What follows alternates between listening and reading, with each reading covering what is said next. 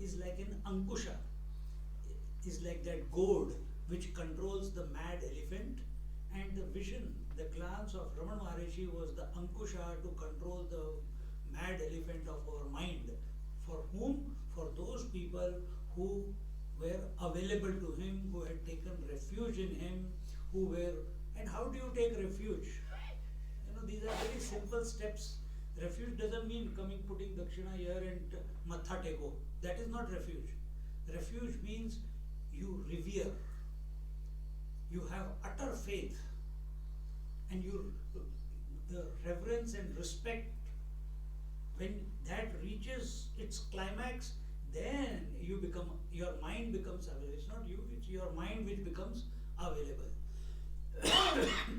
See, and in this process,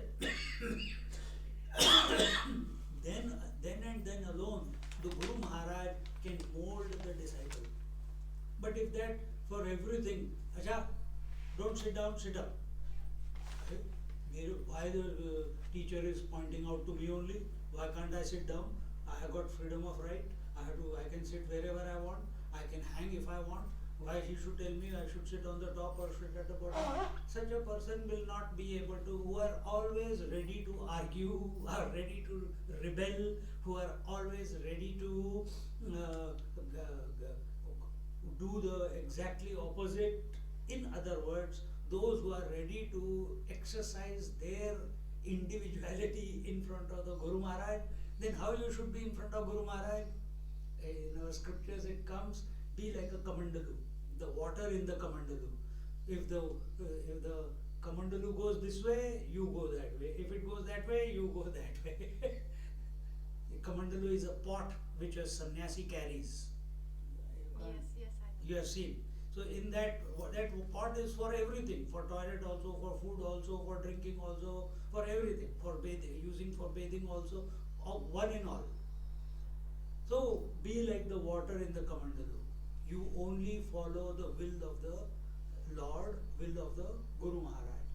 And it is a saying. It is not that you are, immediately the thought will come, I am not a doormat. Today's motivation people, they only tell that don't be a doormat. You don't have to do. You are an independent. You have your own reality. All that is BS. If you are sincere about realizing the truth, then a different disposition, not the worldly disposition, not these positions that we take in our daily life. We have to transcend them. We have to find some other way. We have to expand. For that expansion to take place, the grace is required. It is not by ego that with ego you can expand to some extent, but not the final consummation. It will not happen.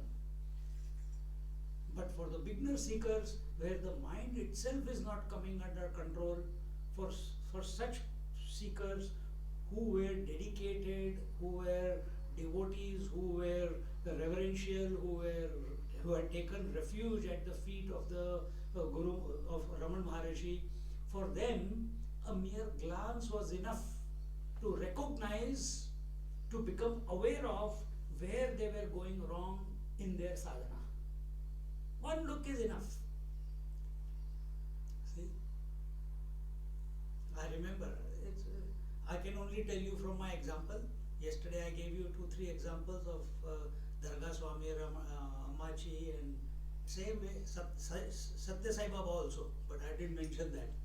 But I'll give you one more.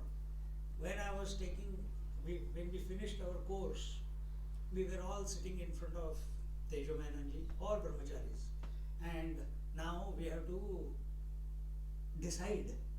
It's that moment. We have to decide whether to take the brahmachari clothes, join the order, or go back to Grahastha life. Big question in front of you. I had no doubt, but I didn't want to personally make that decision. And somehow it happened, even though I was sitting in the middle somewhere, but I was just towards the end. Swamiji, he was going, tum bolo, Swamiji, I will take brahmacharya. I will serve. I'll serve. I'll serve. Someone said, no, no, one or two people did not take. That's all. But when it came to me, he's looking at me and I'm blank. So I turned this way. Swamiji was sitting on the chair here. And I looked at him. All he did was, I said, yes has come. I didn't want to make the decision. Who am I to make the decision? Let life unfold. If the person who has taught me for 2 years and I am totally reverential towards him, because everything that I know is because of him. So he knows me better than I do. So let him say if I am ready or not ready. You know something about yourself. But the Guru Maharaj, he knows that you have come here for the ultimate, what is going to help this individual on that ultimate journey, on the journey towards the ultimate. So when he just slight, nobody else saw it, with the eyes and slight nod of his head. And immediately I said, I didn't even look at the Swamiji. I was looking at it and I said, okay, I'll serve. And it happened. And this is the glance. So that time, again, a simple, no smile, nothing on his face. So this is what he's saying, that our monkey mind, our lusty mind, our mind which is lusting after the world, after relationships, after objects, after experiences, after memories, how do you correct it? Because if you try to correct it yourself, you will get exhausted after some time. You will get tired. Then what is the best way? Come to the presence of the Guru Maharaj, and in Sanskrit the word, the glance is called Kataksha Netra. That the Guru Maharaj has to just merely, from the corner of his eye, if he gives you attention, gives you a glance, it's enough to remove all the unwanted data from your mind and put the mind to rest, to bring about integration all over again. See? So when we are sitting here, you came from driving, little bit stress, or you are rushing to come here, or did I do everything, did I take everything, did I pack up everything? Yesterday my stand broke, the camera stand on the top, and I was, from yesterday I had to, when I was doing the Adhyatma Ramayana, so I had to put rubber bands everywhere and keep it. So there I am giving lecture like in this angle. In the video you will see. So they may be saying, so you are telling us we are sleeping in bed and you are giving lecture while lying down. You know who used to give lecture like lying down? There was Mahatma, Akhandanandji Maharaj. He had elephantiasis. And he used to, if you see his photographs also, he's lying down on the dais, he sits like that, like a Ananda Shayana. His one leg is up like this, the other one down, and lying that he will give question answers, he will give the lecture.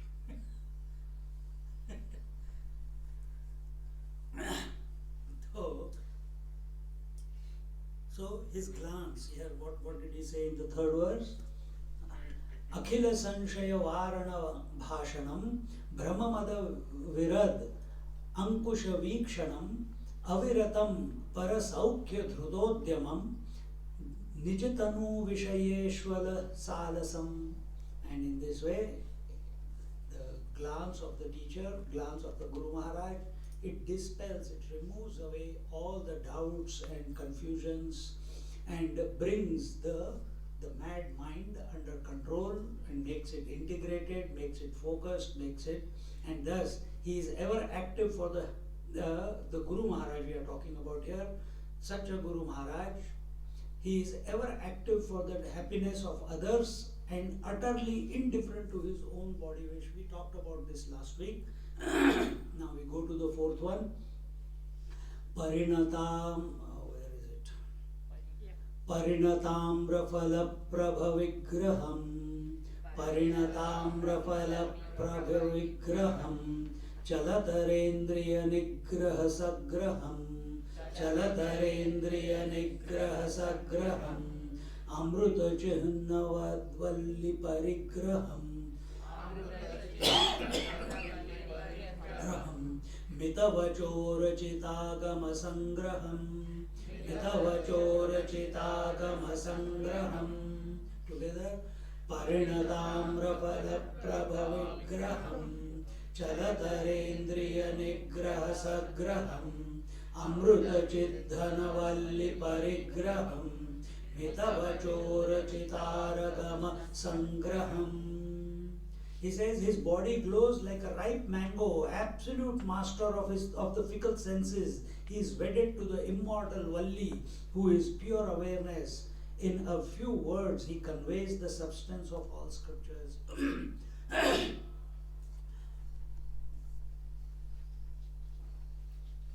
What is the reason his body glows like a ripe mango? He is matured. If you notice, I don't know if you have noticed this, but this is where my attention goes when I come across masters. And that is the elegance with which they move in their life. Every act, simple act of picking the food, putting into the mouth, it's so much grace. Just turning the head, it is so elegant. If they just flip the hair like that, it is so elegant. If he is walking effortless, as if he is gliding.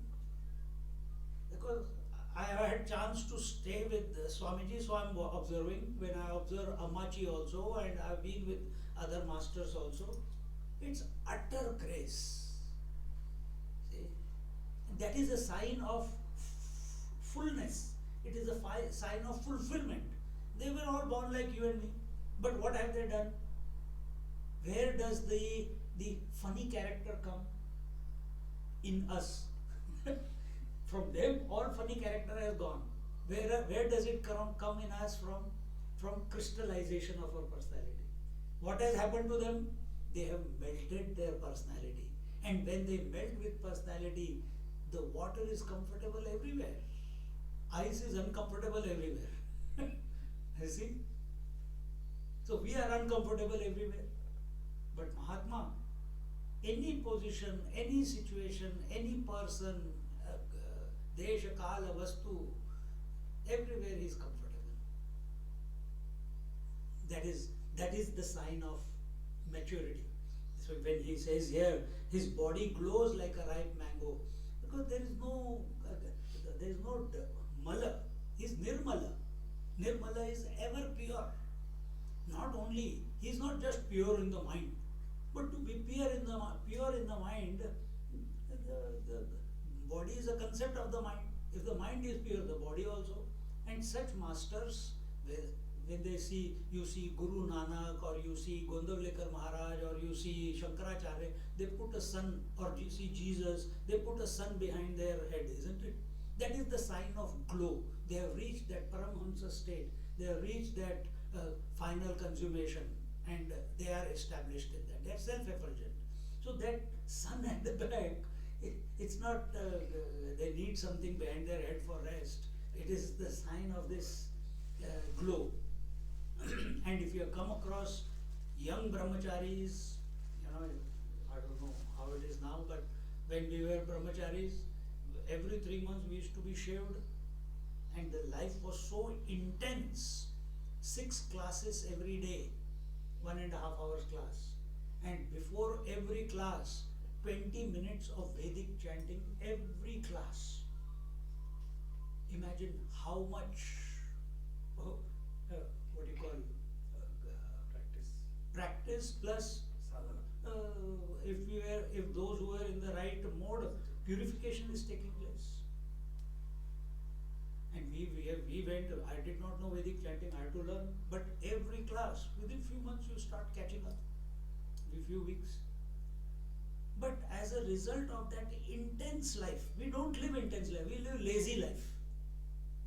When you live intense life, automatically the tej, what he is talking here, the glow, it will automatically come. because all the energy is continuously moving upwards. And yes, you have to practice brahmacharya. Brahmacharya means you are controlling all your vitalities.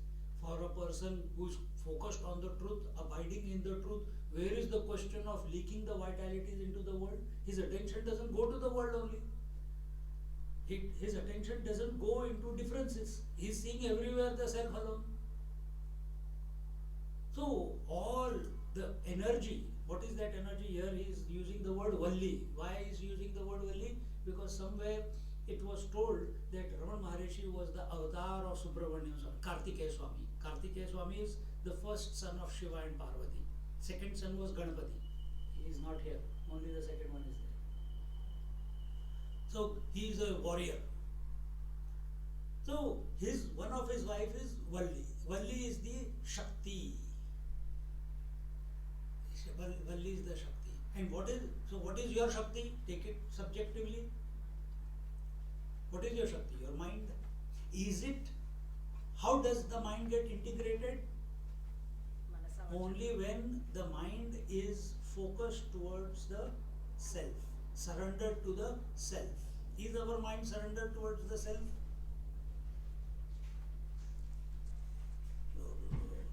Sometimes, don't say no, because it is never the answer is no. Sometimes it is, sometimes it is not. Isn't it? But it's not steadily focused towards the self. It's not merged, it's not submerged into the self. Barish ho rahi hai kya?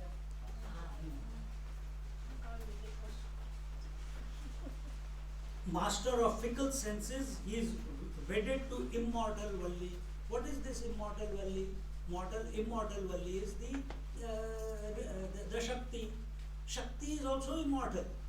From relative standpoint, Krishna and Radha are immortal. Yesterday we were doing Adhyatma Ramayana. Ram and Sita are immortal. Will there be ever any time where the individuality or individuality means consciousness will not express through matter? Will there be any time? No. It is an eternal phenomena. That's why this phenomena, this Shakti, in Gyan it is called as ignorance, or in Sankhya it is called as Maya, Prakriti. But it is eternal, Anadi.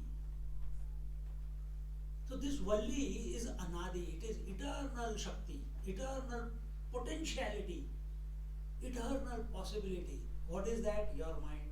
And who is Subramaniam Swami or Ramana Maharishi? Here it says he is wedded to this immortal Shakti, and who is conscious in all fullness. So he is aware of his Shakti all the time. Are you ever what happens to us right now? Are you the witness of what thoughts are coming to you? Or are you seeing how many more white hair have come from yesterday? Because he's been giving 5 lectures yesterday. What are you come? Where is your attention?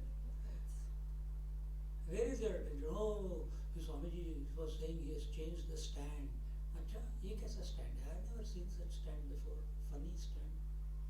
But in that 2 minutes, 1 minute, already the important point is already lost. So witness means heightened alertness. This is the intense living that is required. That is the price that we have to pay. And that alertness is that the mind does not sway from contemplation on the self, in spite of the world coming and presenting itself. Initially you have to keep developing, keep having the bhav inside, the feeling inside that I am the witness, I am the witness. Eventually, and as your reverence, as your conclusion in yourself that this is the only way, I don't want to go in that area. You will not go back into the world, your mind will not go back into the world, like today's meditation. You will not go back only when you have come to this conclusion, this world is only repetitive activity. Am I stupid? Am I a robot fixed in waking, dreaming, sleep, waking, dreaming, sleep, waking, dreaming, sleep? Am I AI or what?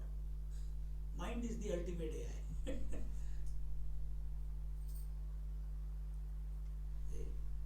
And this artificial, this virtual intelligence, when it focuses on the I to be the I, can machine ever become the I, become the pure consciousness? Not possible.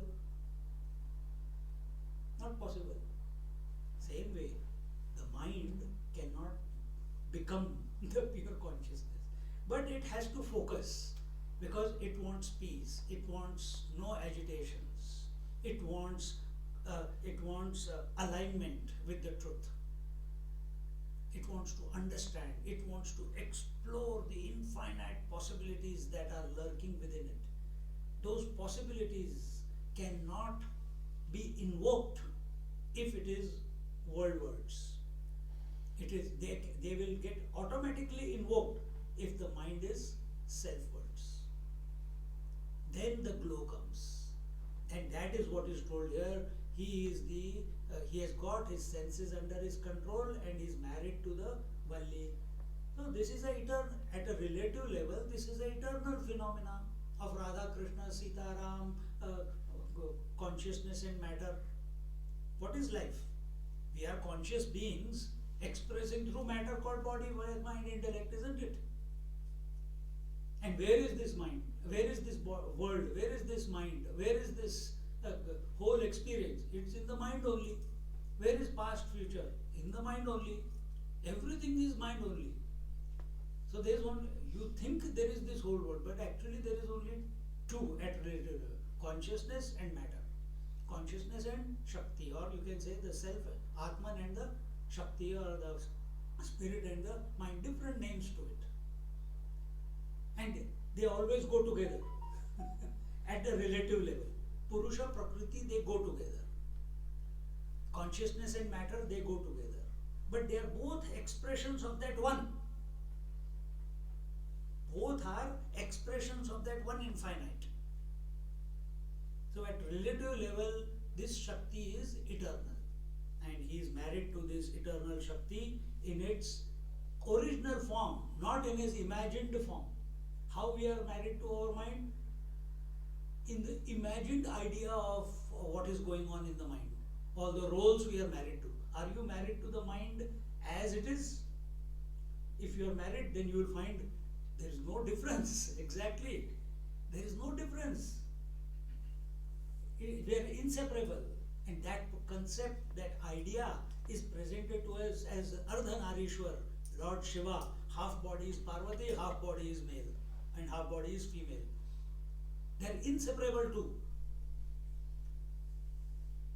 Just like the mother in you and the daughter in you are inseparable.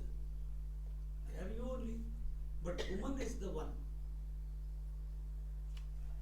So in this manner, who is consciousness in all fullness, in a few words he conveys the substance of scriptures, and because the mind is completely under his lordship, he is the master of his senses, he is the master of his mind, meaning he is master of his Shakti.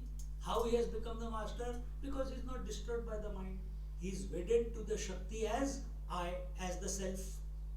He doesn't consider the Shakti as a problem. We consider our mind as a problem.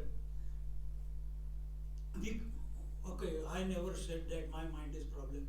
World is problem. Same conclusion. The world is in your mind only.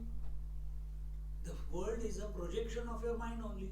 If you are considering world or people in the world or situations in the world or experiences in the world as an obstacle, as a problem, as a challenge, in other words, you have come to the conclusion, knowingly or unknowingly, that mind is all this, because the whole entire experience is happening in the mind.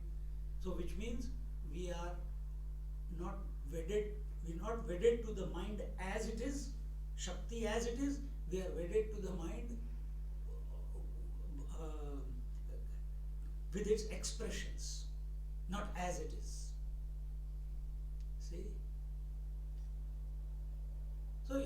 understand that mind is non-expression and expression, manifestation and unmanifestation. See, this is an expression that we all come together here. I'm talking from mind.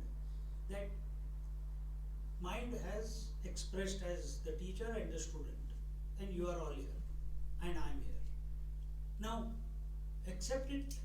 In one way we are wedded, because teacher cannot be a teacher without student, and student cannot be a student without a teacher. Guru Shishya to chalta hi hai. I cannot be a teacher without a student.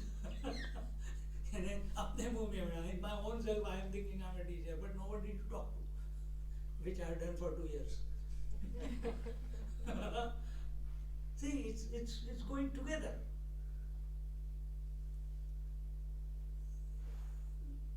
So both of us are coexisting. That coexistence, another word is taken here, that he is wedded to the Shakti.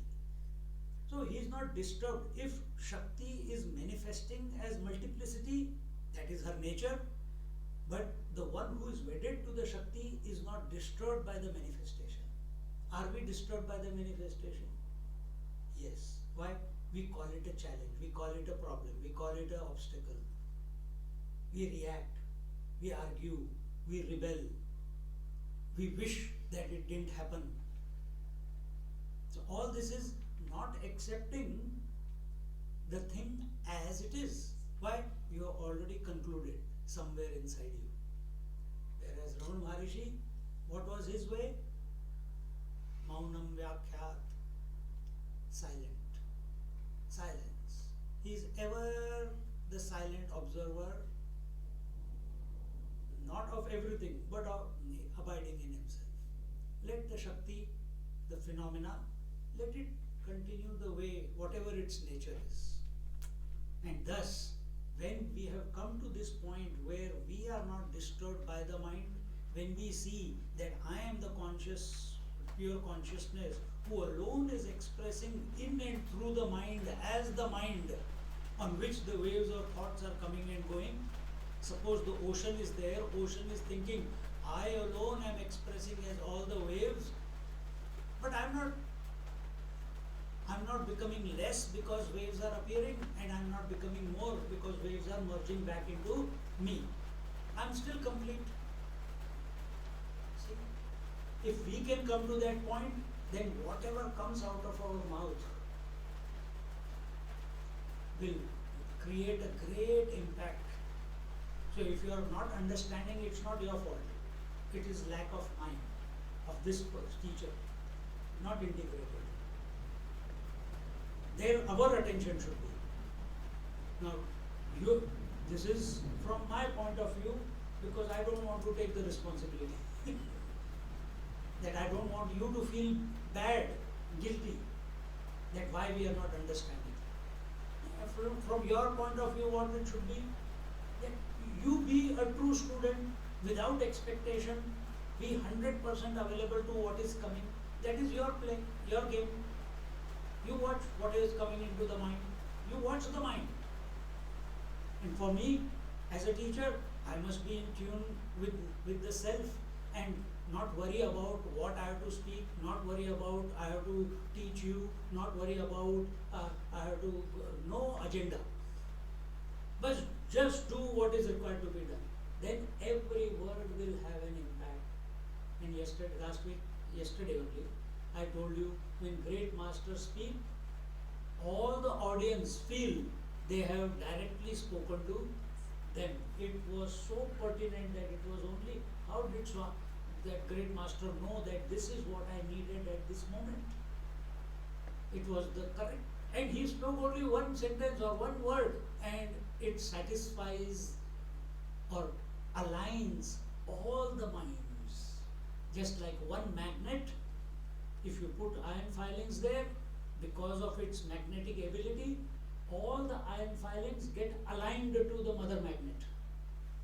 Same way, all the minds, meaning all the thoughts, they get aligned in the presence of a realized master, or when he speaks, whether he is in silence or he speaks, they automatically get aligned. Enough examples, I think it's clear now the point. If not, listen to the talk again on YouTube when it is loaded. Continuing. अमलदीप्ततरात्ममरीचिभिः अमलदीप्ततरात्ममरीचिभिः निजकरैरिव पङ्कजबान्धवं निजकरैरिव पङ्कजबान्धवं पदजुषां जडभावमनेहसा पदजुषां जडभावमनेहसा परिहरन्तमनन्तगुणाकरं परिहरन्तमनन्तगुणाकरं टुगेदर अमलदीप्ततरात्ममरीचिभिः निजकरैरिव पङ्कजबान्धवं पदजुषां जडभावमनेहसा परिहरन्तमनन्तगुणाकरम्. With his pure effulgent rays, he clears like the sun in due season the dullness of his devotees. He is an inexhaustible mind of auspicious qualities. Just as when the clouds rise up into the sky, the sun is bright, you are not able to see the sun because of the clouds. But that same sun, with its continuous heat, steady, from sun's point of view, there is no heat going. There is no light going. But that is what is taking place for us at the relative level. The same heat, the heat of the sun, the effulgence of the sun, the rays of the sun disperse the clouds and evaporate the clouds, and the sun reveals, isn't it? Similarly, this Guru Maharaj, the Raman Maharishi here, Bhagwan, in his presence, all the clouded mind becomes clear. What is the cloud? Clouds? Clouds of memories, clouds of desires. Nowadays, everyone is storing all the data on the iCloud. This is the ultimate iCloud, your mind, ultimate iCloud. Nobody has seen it, but so much data is going in. Have you ever seen the empty space inside a USB? Have you seen? Or 1 terabyte nowadays in that one passport size, you can get 4 terabyte. Or maybe more also, I don't know. Swamiji showed me one nano thing, such a small thing, 20 terabytes. Where is the space, man? You cut it out, you can't find the space. But 20 terabytes of data has gone into it. You cut it, break it, you find nothing, no data. So where is this? You cut a man's brain, you can't find the mind. Can you find the mind? Many people say, brain is mind. Bewakoof hai. So where, this is the ultimate cloud. उसको भी Apple ने iCloud दिया, ये अपना iCloud है. Where you don't have to try anything. It's continuously this iCloud, this AI, whatever you call it, it's continuously programming itself for self-survival. This iCloud called mind is expressing as aham and idam. It has created a personality of itself, just like a AI. Like our, what is that? What that called? वो IBM का कौन सा computer है? हाँ? हाँ उसका नाम क्या है? Name है ना? It has become very intelligent now. Whatever it is. No, नहीं quantum नहीं.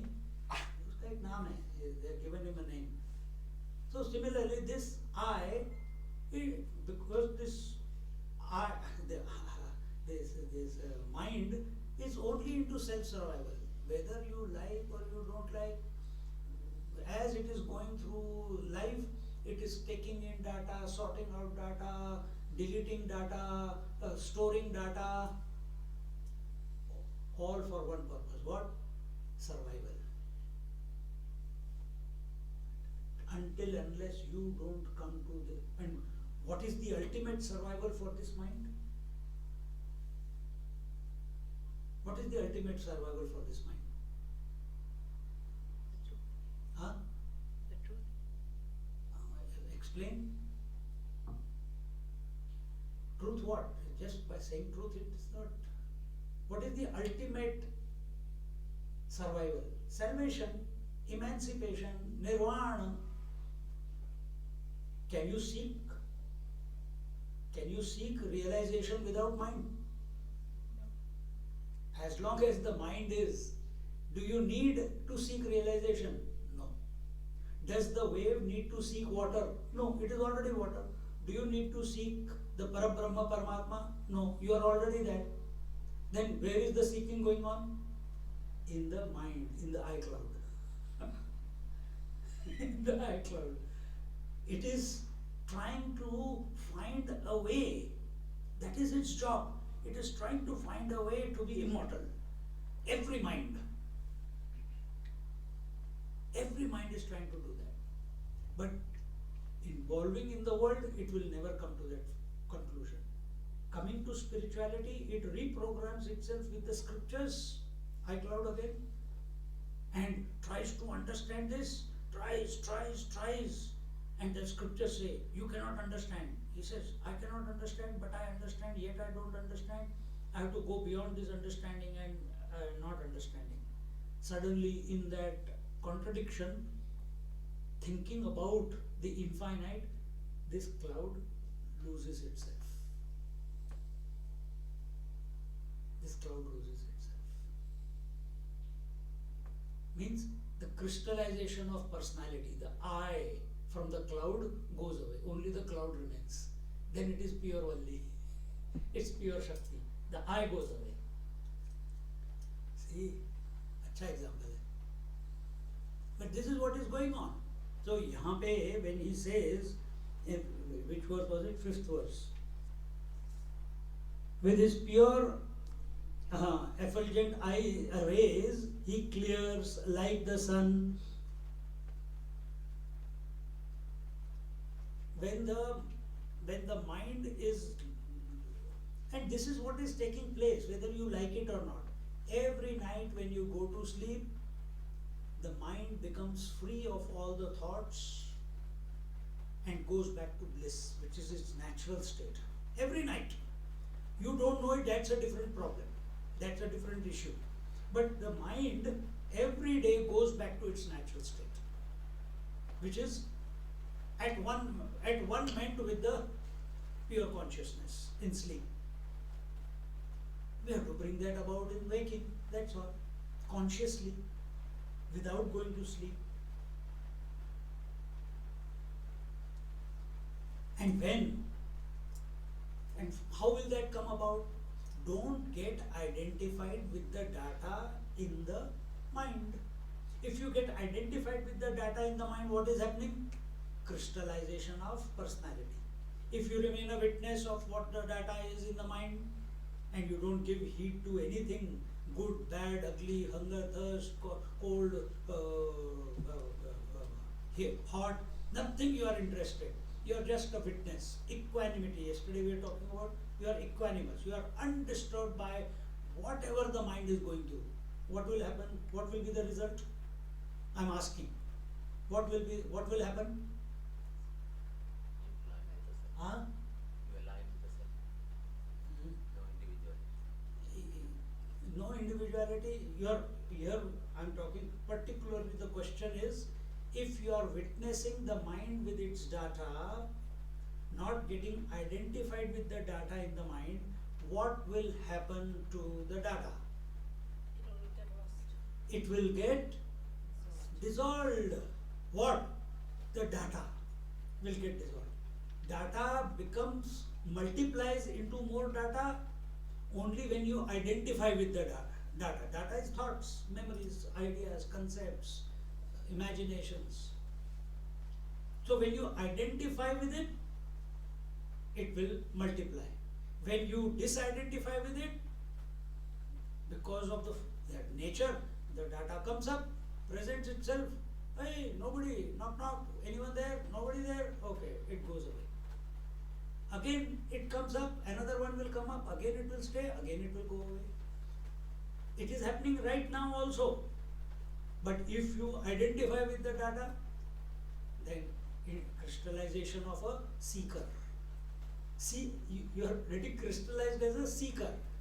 That also we have to drop eventually. It's good, it's better than being someone else, it's better to be a seeker. But eventually seeker also has to be dropped. So this is what is told here, that just as the sun doesn't get identified with the clouds, he is just being himself, and all the clouds, they appear, they disperse away, they get dissolved. Similarly, you stand apart, the thoughts will come because it's the nature of the mind, they will come up. If you don't identify with them, they will dissolve themselves away, and the mind becomes clear. What does it mean, mind becomes clear? Mind becomes The pure Huh? mind. thought free, another way, Pure consciousness. peaceful, another way, Pure. pure, another way, Blissful.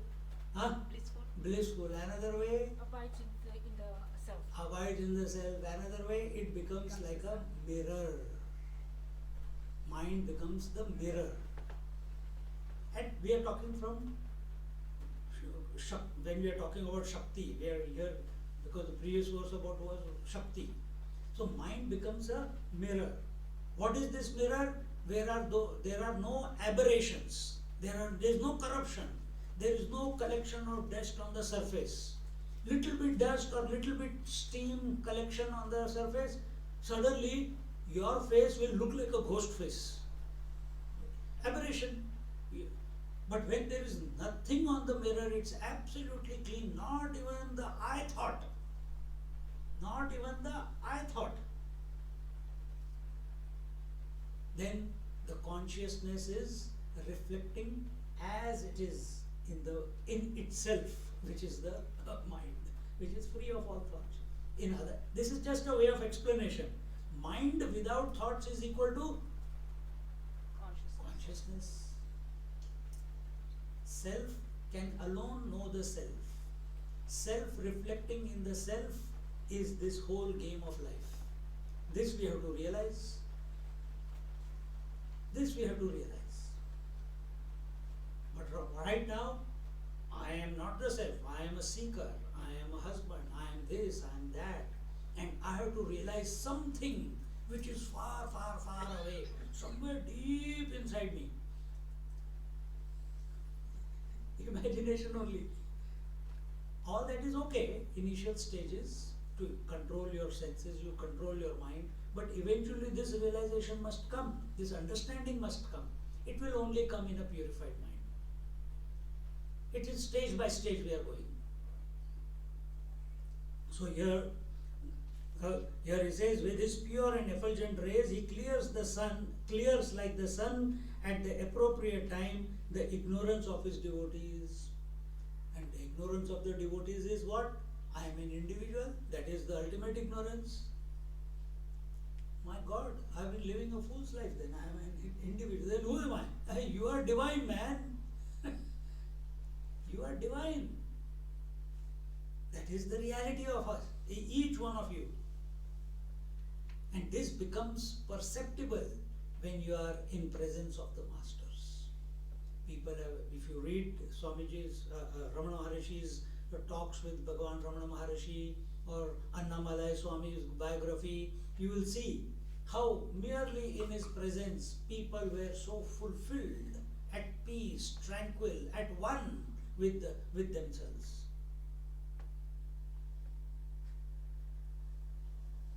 Expose yourself to such masters, to such satsangs. Again, don't go and judge, I think he's a great master, I think he's not a great master. All that is stupidity. Well, then what should I do? I'll tell you what I did. I did not go to any master. But I continued to pray to the Lord to reveal, to let the master come into my life. Because master can alone choose the disciple. Disciple can never choose the master, teacher, or Guru Maharaj. So I kept, many teachers came. Who am I to judge whether he is my Guru or not my Guru? I learned from him, fully available. But life took me in a different direction and eventually brought me to the, I didn't want, one thing was clear, Bhagwan, Lord, do not let me get stuck anywhere. I don't want to get stuck with anyone with any organization, with any commitment, with any responsibility. Not that I don't want, I am not shirking responsibility, but not at the worldly level. I want only one thing, and that is to know the truth. This conviction to go after the truth and nothing else comes if you do your japa on a daily basis, chanting the name of the Lord. You see the transformation which will come out, the clarity that will come about. And then even these words will start having direct, the moment you hear it, an unspoken knowledge has taken place inside of you. How is that? Someone says, Kiran. Nobody else says, yes, Swamiji. Only one will say no. But she has got, the moment ki, she already know, kir and gone. She knows it's going to be un afterwards. She's so identified with it that a spontaneous response. Same way, when Guru Maharaj speaks the word or sits in silence, you have an undoubted sanshaya vimukta. You are free of all doubts, you are free of all ambiguity, complete clarity. And what is that clarity? A calm mind. And in that, what the teacher is, what he is speaking, gets reflected as it is, without any coloring of what is your own coloring on it. See? He is the repository of limitless auspicious qualities. Such a master who is unaffected by the senses, he is unaffected by the mind, because mind is only at the relative level. He has come to realize he is the infinite one. He is the infinite. Without thinking, it is your nature. And therefore, Purushottama, Maya, what is the word?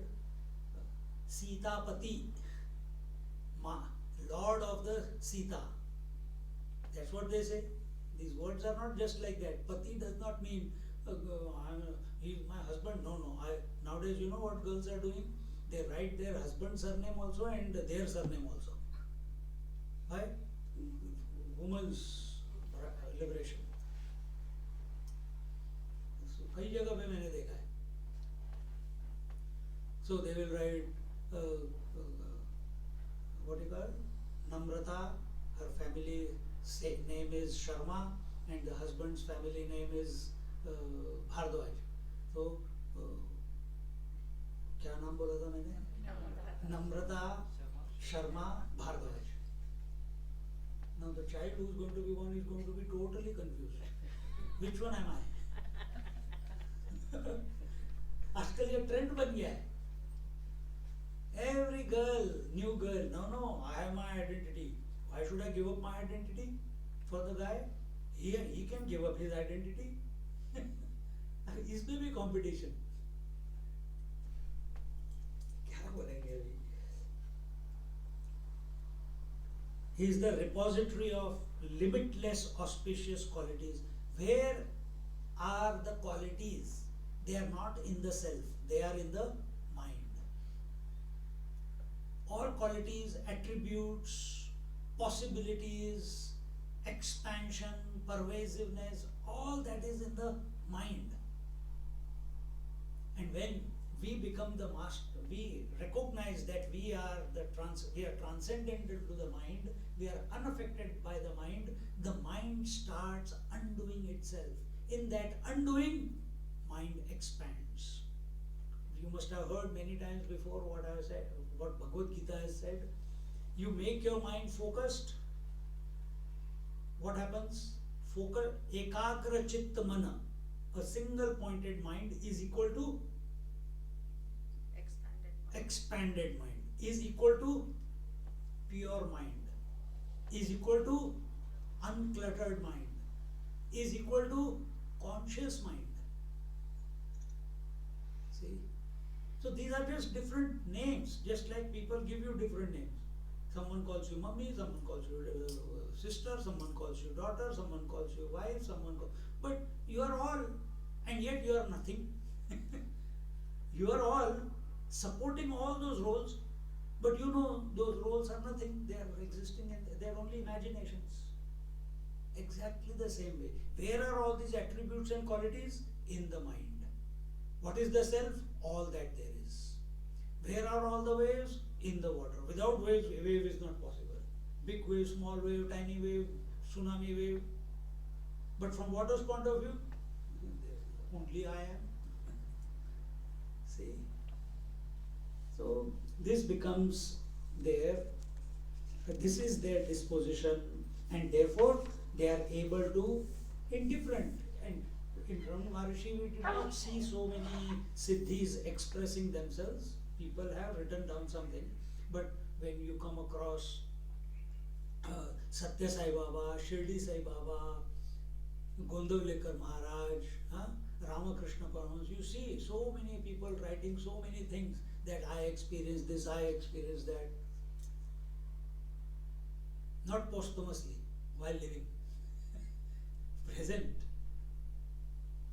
See? Why is that possible? You ask them, Swamiji, thank you for healing. No, I did not do anything.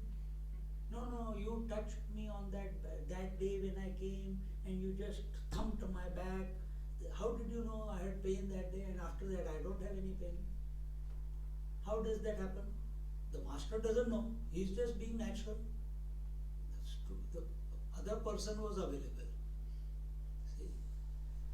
Sun is being natural. What is his nature? Heat and light. You ask the sun, thank you for heat and light. I don't know what is heat and light. Amritanubhav. I don't know what is heat and light. But you are thanking Om Bhur Bhur Tatsavitur Varnam Bhargo Devasya Dhimai Dhiyo Yo Na Prachodayat. Thank you. Now I get you give me a lot of vitamin D, without you vitamin D is not possible. I don't have to take injections every year of Architol. Vitamin D. He says, man, यहाँ तक तो ठीक था कि heat and light, अब तुम vitamin D की भी बात कर रहे हो. Now you're talking about vitamin D also. What is this bala? I don't know anything. So realize master, just because our attention is only on his form, we are thinking of the master, realized master, not as a pure all pervasive consciousness. Our senses are seeing him limited, and we are seeing that infinite possibilities, which are called siddhis, is continuously expressing itself.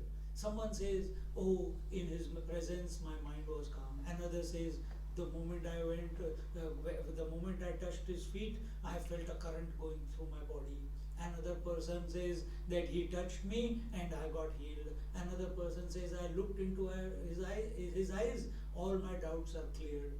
He is not doing anything. He is just being himself. See, this is what happens to every individual if you come to abide in the pure consciousness that you are. And Ramana Maharshi was ever abiding in that pure consciousness. And therefore, he was at the relative level, the limitless possibilities, continuous expression will go on. It will not stop. Nothing is impossible for such a person. And then you will say, oh, if you are saying nothing is impossible to such a person, that means he is a personality. He is wishing the siddhi to happen. See, once I was reading Satya Sai Baba's book. Yes, he will take the position in the body. He knows who he is. He can manifest anywhere he wants. Anywhere he wants. And people used to come. Some people he will heal, some people he will not heal. When he used to walk around, I have gone and seen, he will, as he is walking, he will take envelope from you, he will not take envelope from everyone. Envelope means people have written question, not dakshina. He never used to touch money. But dakshina, letter. please heal my mother, letter inside. Please calm my mind. Please free me of obsession. One ghost is occupying my mind. Please free me of that, letter. He will only take the letters from the hands of the people intuitively, where he is pulled without any trying. He will not take every letter. And if he has taken that letter, understand, solution is there. See? But many people used to go, everyone did not get healed. For that, what did he say? Availability. The person who's coming, he should also be available. He should have taken the refuge. Continuing,